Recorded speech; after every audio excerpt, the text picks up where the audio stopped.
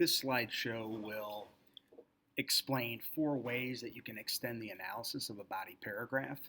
Oftentimes, students don't have enough analysis in a body paragraph. Very often, they have perhaps one sentence of analysis in a body paragraph.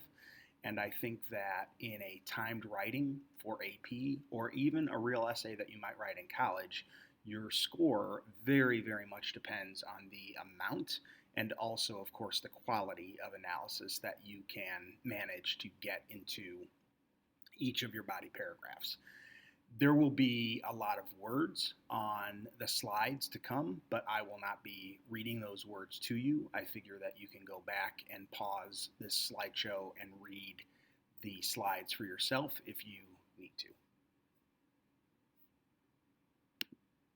So first, let's start with some synonyms for analysis.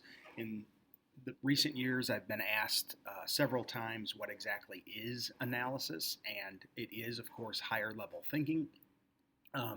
If that word freaks you out, then I think that you should just think about it in simpler terms, like perhaps commentary or explanation, or even just a breakdown of your textual evidence. So the basic structure of a body paragraph, of course, there are an infinite number of structures for body paragraphs, but the basic structure would just be that you have a topic sentence, and then you come in with some textual evidence, and then the textual evidence is followed by analysis. And in my opinion, analysis might be any of these things here, along with a number of other things. So for the purposes of all 4 of the tools that I'm going to explain to you, we'll be using the 2019 overrated prompt from the AP English language exam.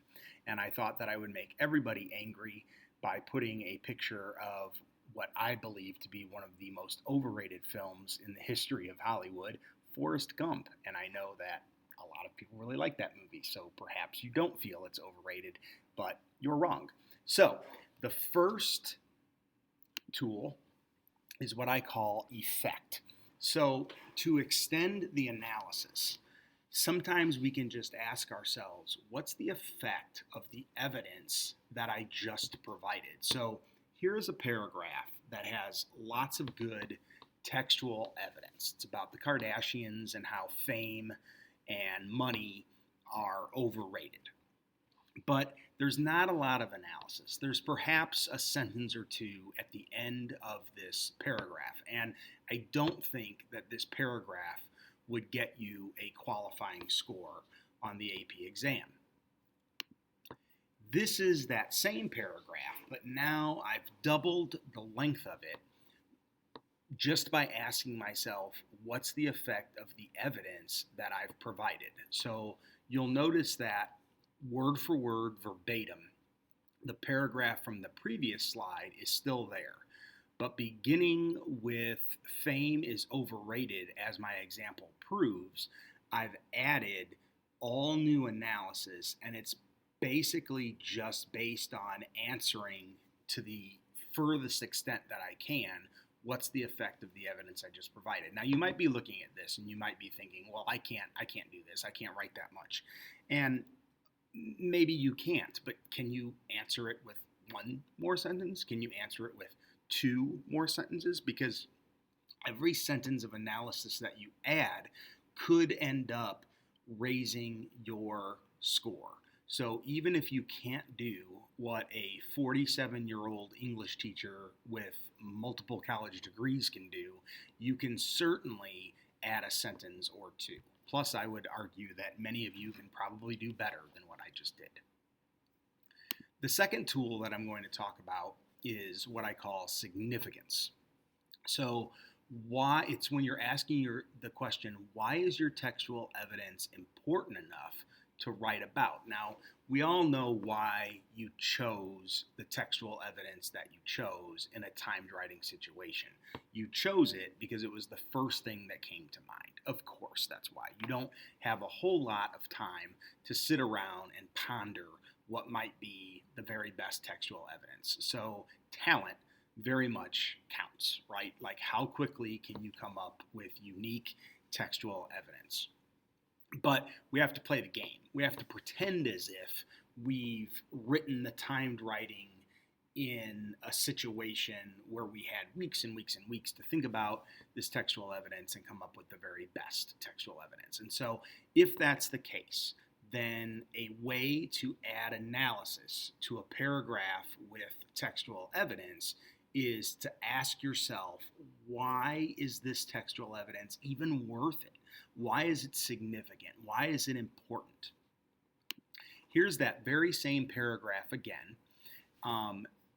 that we looked at with effect, but now after everyone deserves privacy and a break, which was the final sentence of the original paragraph, I now extended the analysis using significance. And again, perhaps you can do this much, perhaps you can't, perhaps you can do better. I think even adding one sentence gives you a shot at getting a higher score on the AP exam. Next, we have requote the quote.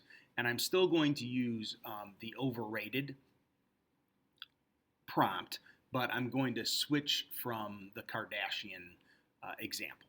So I happen to actually love Star Wars, and I don't feel that it's overrated at all. But since I made fun of something that you all like a lot, Forrest Gump, I thought that I could make fun of something that I like a lot.